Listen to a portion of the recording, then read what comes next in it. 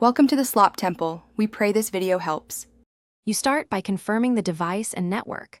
Open another site to verify connectivity. Once done, flush the DNS cache because stale records often block access. Run ipconfig/flushtons on Windows or the Mac OS command shown. Next, ping the target domain to see if requests reach an IP, and use nslookup or dig to confirm the DNS returns the correct address. These steps isolate whether the problem is local, DNS-related, or upstream, and they let you decide the appropriate next move. Now focus on the browser and local settings. You should disable extensions and open an incognito window because extensions or cached scripts often break loading.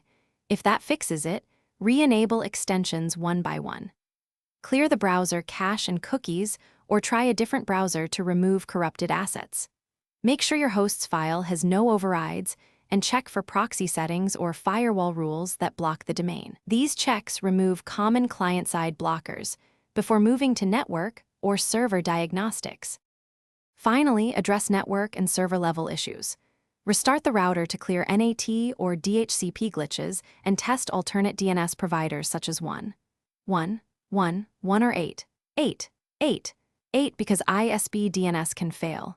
Verify the server by pinging its IP, attempting SSH, or checking the host control panel, and review server error logs for application faults.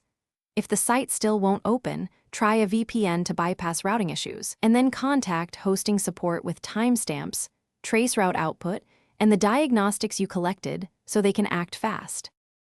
Thanks for watching. Consider subscribing if we helped you.